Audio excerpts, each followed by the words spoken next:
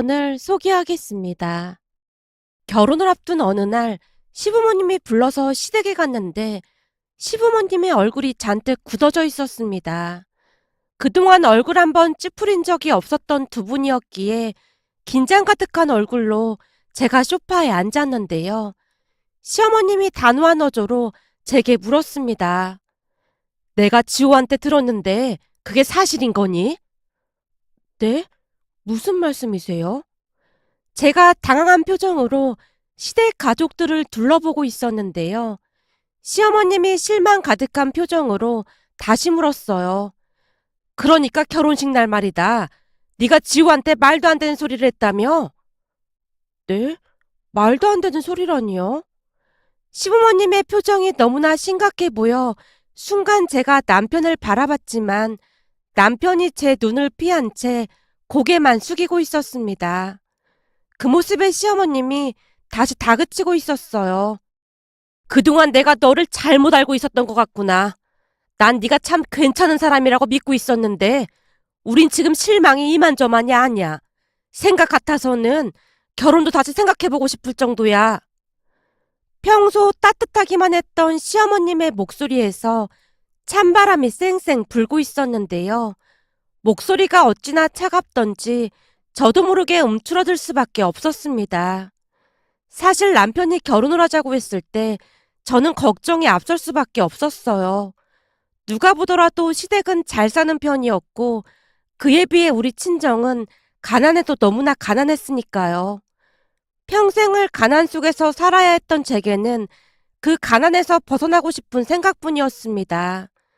가족들이 돈 때문에 힘들어하는 모습을 고스란히 지켜봐야만 했으니까요. 하지만 시댁은 친정과는 비교도 할 수 없을 만큼 풍족해 보였습니다. 회사를 다니고 있었지만 남편은 돈 걱정 따위는 하지 않는 모습이었거든요. 그랬기에 남편이 결혼을 하자고 했을 때 제 입장에서는 걱정이 앞설 수밖에 없었습니다. 몇 번을 생각하고 또 생각해봐도 가난한 며느리를 쉽게 받아줄 것 같지가 않았거든요. 한참을 고민만 하다가 남편에게 말을 꺼냈어요. 지호 씨도 잘 알다시피 우리 집이 좀 그렇잖아. 혹시나 지호 씨네 부모님이 반대하면 어떻게 하지? 우리 부모님이 반대를 왜 해? 그야 우리 집이랑 지호 씨네 집이랑 차이가 너무 많이 나니까 그렇지. 무슨 소리를 하고 있는 거야? 우리 부모님 그런 분들 아니야. 다들 그렇게 말한다고 하더라고. 그치만 막상 만나보면 다들 반대한대. 내 친구도 친정이 가난하다고 남자 쪽에서 그렇게나 반대했잖아. 내 친구 남자친구 집안이 교육자 집안이라고 했는데도 그렇게나 반대했다고 하더라고. 내가 맹세할 수 있는데 우리 부모님은 절대 그럴 분들이 아니야. 그러니까 걱정하지 마. 난 지호 씨가 진짜 너무너무 부러워. 내가 왜? 지호 씨는 뭘 걱정할 게 없잖아. 하지만 난 그냥 매사 걱정을 달고 살거든. 지호 씨 대학 다닐 때 아르바이트 해본 적 없지? 아니야. 나도 몇 번 해보긴 했어. 나는 말이야. 항상 절박했어. 아르바이트 못하면 유지가 안 됐으니까. 하물며 아르바이트를 해서 나한테 쓴 돈이 많지도 않아. 집이 힘드니까 보태줘야 했거든. 진짜 엄청 효녀였네? 그렇지도 않았어. 그냥 다 짜증만 났으니까. 나는 왜 이런 집에 태어난 걸까 그런 생각만 했던 것 같아. 사는 내내 부모님 원망도 많이 했어. 그럴 수도 있었겠구나. 미안해. 그런 마음인 줄은 몰랐어. 아니야. 내가 이런 말 꺼낸 이유는 지호 씨는 부모님께 항상 감사해야 한다는 말을 하고 싶어서야. 그런 부모님 만나는 것도 엄청난 복이거든. 지금도 봐. 결혼을 하려니까 이 가난이 또 내 발목을 잡잖아? 그런 걱정하지 말라니까. 우리 집은 진짜 괜찮아. 그건 지호 씨 마음이 그런 거지. 지호 씨 부모님 마음은 다를걸? 아무래도 지호 씨 부모님 입장에서는 가난한 집 딸이라 부담스러워할 게 뻔할걸? 평생 동안 따라다니는 이 가난이 난 너무너무 싫어. 그동안 본 적 없던 제 모습에 남편도 많이 놀란 듯 해 보였습니다. 하지만 남편은 그다지 개의치 않는 모습이었고 얼마 뒤 시부모님을 만나러 갔지만 역시나 그다지 개의치 않는 모습이었습니다. 식사를 하고 난 뒤 기특하다는 듯이 시어머님이 말을 꺼냈거든요. 내가 듣자 하니 그동안 알뜰하게 돈도 잘 모았다면서? 아닙니다. 그래봐야 얼마 되지도 않는걸요. 아니지. 요즘 젊은 사람들 욜로족이다 뭐다 하면서 돈 쓰고 다니기 바쁘던데 들어보니 그렇게 알뜰하다고 하더구나. 우리 지우만 해도 그래. 맨날 쓰기 바빴지. 돈 모을 줄 모르거든. 아주 기특하구나. 라며 아낌없이 칭찬을 해줬습니다. 처음에는 그 모습마저 낯설기만 했는데요. 아들 앞이라 좋은 엄마인 척 하는 건가 하는 생각마저 들었으니까요. 하지만 시간이 지나면 지날수록 시부모님은 어떠한 내색도 하지 않고 저를 예쁘게만 봐줬습니다. 결혼식을 준비하는 과정에서도 모든 걸 다 양보해 주셨다고 해도 과언이 아닐 정도로 친정 부모님이 불편하지 않게 다 맞춰줬으니까요. 그렇게 아무 문제 없이 결혼식 준비를 하고 있던 와중에 저를 앉혀놓고 시어머님이 대노하고 있었습니다. 네가 입이 있으면 말해봐라. 지우 말이 사실인 거니? 진짜로 바깥사돈한테 그리 말한 거야? 아, 그게 아버지도 좀 불편하다고 하셨거든요. 그게 아니라면서 네가 먼저 말을 꺼낸 거라며. 바깥사돈은 신부 입장하고 싶어 하셨잖니. 상견례 때 우리가 다 같이 들었는데도 그런 말을 하고 있어? 시어머님의 말에 제 눈에서 눈물이 뚝뚝 떨어지고 있었습니다. 그 모습에 시아버님이 시어머님을 말리고 있었는데요. 시어머님이 다시 말을 꺼냈어요. 너 혹시 창피해서 그런 거니? 아버지가 창피해서? 어머님, 아버님은 제 맘 잘 모르실 거예요.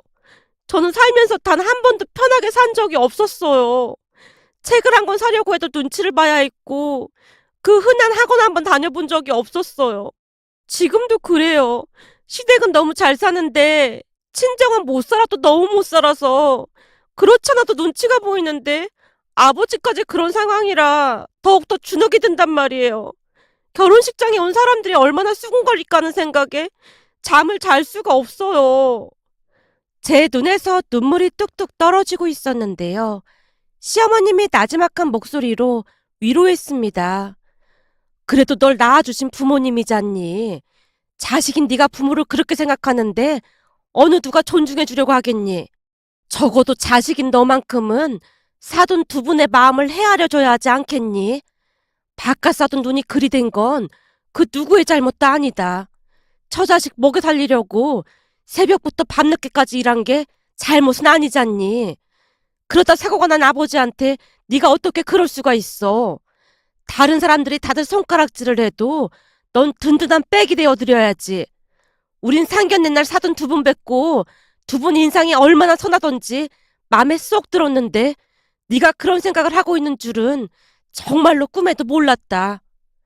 시어머님이 제 상처를 꼭 집어서 말을 하고 있었기에 결국 제가 오열하고 말았습니다. 창피함과 죄송한 마음이 머릿속을 가득 메우고 있었으니까요. 제가 숨이 넘어갈 듯 오열을 하고 있자 시어머님이 다시 저를 달랬습니다. 우리가 괜찮다는데 왜 자꾸 그런 생각을 해? 사돈 두 분에게 비수를 꽂아놓고 니들이 잘 살 수 있겠니? 그니까 둘이 내려가서 싹싹 빌고 바깥사돈이랑 신부 입장 같이 해라. 내 말 무슨 말인지 알겠니? 시어머님의 말에 제가 눈물범벅이 된 채 고개를 끄덕이고 있었습니다. 사실 우리 아버지는 오래전 트럭 기사로 일을 했습니다. 어느 날 장거리 배달 일이 들어왔고 일당을 조금 더 받을 수 있다는 생각에 새벽부터 신나서 트럭을 몰고 나갔는데요. 그날 일을 나갔던 아버지는 교통사고를 당한 채 중환자실에 누워 계셨습니다. 그때 당시 의사가 깨어나지 못할 거라는 말까지 했었어요. 얼마 뒤 깨어나긴 했지만 그 사고 이후 아버지는 앞을 볼 수 없게 되었어요. 그 뒤부터 우리 가족들은 지독한 가난과 마주해야 했고요. 엄마가 일을 해서 내 식구를 먹여 살려야 했으니 하루하루 너무나 힘든 삶이었습니다. 어느 날은 쌀독에 쌀이 떨어져서 옆집에 쌀을 빌리러 간 적도 있었으니까요. 너무나도 힘들었기에 아버지 원망도 많이 하며 살았습니다. 결혼식 준비를 하면서도 내내 돈 때문에 스트레스를 받을 수밖에 없었는데요. 시댁에서 우리 쪽에 다 맞춰주긴 했지만 너무나 없는 살림에 창피한 마음만 가득했으니까요. 그러던 중 신부 입장 이야기가 나왔고 제가 엄마에게 조용히 말을 꺼냈어요. 엄마, 신부 입장 말이야. 아버지가 할 수 있을까? 아무 걱정하지 마. 요즘 네 아버지랑 엄마랑 시간 날 때마다 엄청 많이 연습하고 있어. 엄마가 너무도 해맑게 말을 하고 있었는데요. 사실 제 마음속에서는 아버지가 알아서 신부 입장을 안 하겠다고 해주길 바라고 있었던 것 같습니다. 하지만 양심의 가책을 느끼긴 했기에 차마 먼저 말을 꺼내지는 못하고 있었어요. 결국 제가 엄마에게 다시 물었어요. 엄마, 신부 입장하다가 넘어지기라도 하면 진짜 큰일이잖아. 그렇지 않을까? 걱정하지 말라니까. 지금 얼마나 열심히 연습하고 있는데. 엄마가 다시 해맑게 대답하고 있었기에 제가 불만스레 긴 한숨을 내쉬고 있었습니다.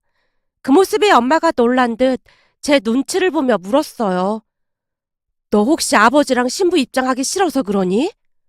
싫긴 누가 싫다고 그래. 아니거든? 하면 될 거 아니야. 누가 신부 입장 안 한대? 제가 엄마에게 빽하고 소리를 지르고 있었는데 목소리가 워낙 컸던 모양으로 안방에 있던 아버지까지 듣게 되었던 것인지 잠시 후 아버지가 저를 앉혀놓고는 미소를 지으며 말을 꺼냈어요. 사실 나도 그동안 여간 걱정을 많이 한 게 아니야. 여보, 그게 무슨 말이야? 그게 계속 무릎이 안 좋았잖아.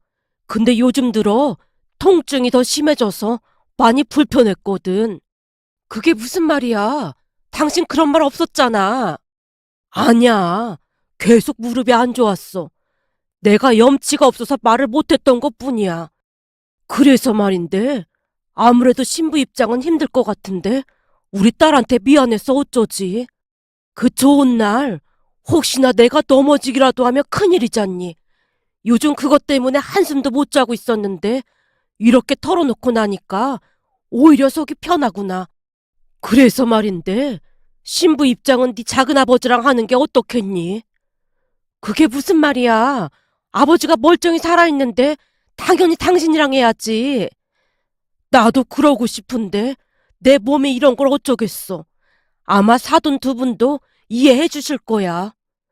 아버지가 애써 아무렇지도 않은 척 말을 하고 있었는데요. 그날 아버지 얼굴은 그 어느 때보다 슬퍼 보였다고 해야 할까요? 하지만 저는 참 이기적인 생각을 하고 말았습니다. 진짜? 그럼 어쩔 수 없지 뭐. 시부모님께는 내가 잘 말할게. 그래. 아무래도 내가 결혼식장에 가기도 힘들 것 같다고 잘 좀 말씀드려. 뭐? 그렇다고 딸 결혼식에 참석을 안 하겠다는 말이야? 우리 딸이 태어나서 가장 행복한 날인데 망치면 큰일이잖아.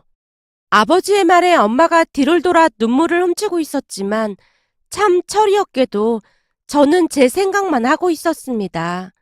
그 뒤 남편을 만나서 신부 입장을 작은아버지와 함께 할 거라고 말을 했지만 듣는 내내 남편의 표정이 어두워 보였습니다.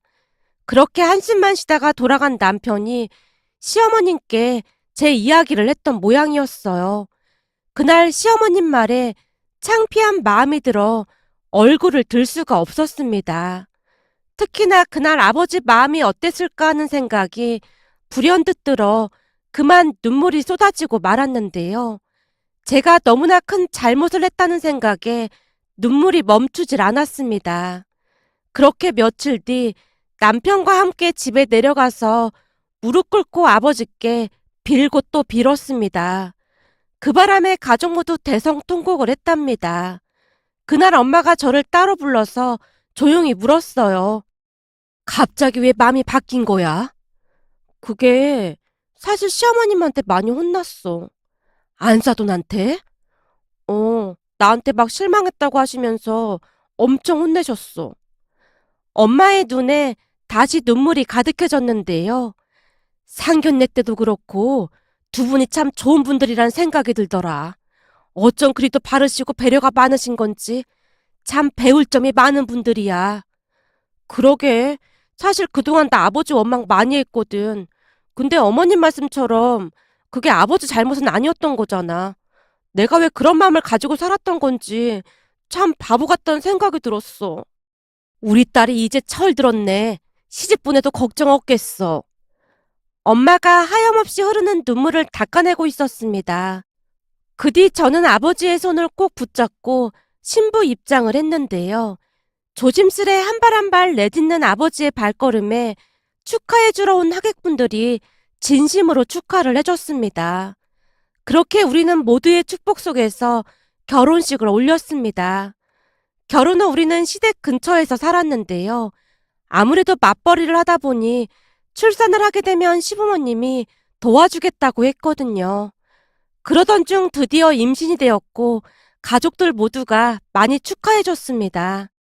임신하고 입덧으로 고생하던 어느 날은 엄마가 끓여주던 순두부찌개가 먹고 싶어서 근처 식당에 가서 먹어봤지만 엄마가 끓여주던 맛은 아니었어요.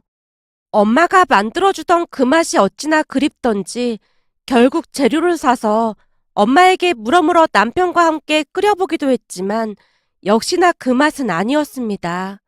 그러던 어느 날은 시댁 가족들과 식사를 하기 위해 분주하게 준비를 하고 있었어요. 입덧으로 인해 대부분의 음식은 시어머님이 준비를 했고 저는 옆에서 거들기만 했습니다. 그러던 중 식탁을 둘러보던 시어머님이 놀란 채 말을 했어요. 어머, 내 정신 좀 봐. 내가 집에 전을 좀 만들어 놨었는데 그걸 안 가지고 왔네. 내가 금방 가서 가지고 올 테니까 잠깐만 앉아 있어. 여보, 그럼 내가 다녀올까? 아니야. 그릇에 담아와야 해서 내가 가는 게 나을 거야. 잠깐이면 되니까 다들 앉아 있어. 라며 시어머님이 급히 시댁으로 향했습니다. 우리 집과 시댁이 멀지 않았기에 금방 다녀올 수 있는 거리였으니까요. 그런데 잠시 후 문 밖에서 소란스런 소리가 들려왔습니다. 그 바람에 남편이 급히 문 밖으로 나가다가는 놀라서 외쳤어요. 장인장모님, 언제 오신 거예요? 오셨으면 들어오시지 그러셨어요. 뭐? 엄마 아버지가 오셨다고? 저도 놀란 채 밖으로 뛰쳐나갔는데요. 시어머님이 두 분에게 다시 말을 하고 있었어요. 아니, 오셨으면 들어오시지. 그냥 가시려고 했던 거예요? 그게 아니라 우리 딸이 계속 이 순두부찌개가 먹고 싶다고 해서 반찬 몇 가지를 해왔는데 여기에 두고 그냥 가려고 했습니다. 아니, 그 먼 거리로 오셔서는 그냥 가시다니요. 가족들끼리 식사하시는데 방해가 될까 싶어서요. 무슨 그런 말씀을 하세요. 두 분도 가족인데 딸 집에 왔다가 그냥 가시는 경우가 어디 있습니까? 얼른 같이 들어가시죠. 시어머님이 두 분을 모시고 집 안으로 들어오고 있었어요. 집 안으로 들어서던 엄마의 손에 반찬을 담은 가방이 들려 있었는데요. 무엇이 그리도 창피한 것인지 엄마가 자꾸만 반찬을 뒤로 감추고 있었어요. 우리가 내려간다니까 이 무거운 걸 뭐하러 들고 올라왔어. 부모님의 모습에 눈물이 핑 돌았기에 제가 간신히 묻고 있었는데요. 시어머님이 엄마 손에 들려있던 반찬을 받아들려고 했습니다. 그런데 엄마가 자꾸만 손을 뒤로 빼더니 조용히 말을 했어요. 예전에 집에서 먹던 순두부찌개가 그렇게 먹고 싶다고 해서 가져왔는데 재료도 좋은 걸 넣고 끓인 것도 아닌데 그게 뭐라고 그걸 그리도 찾는지 모르겠습니다. 이건 나중에 너 혼자 먹던지 해. 엄마가 미안한 듯 제게 말하고 있었는데요.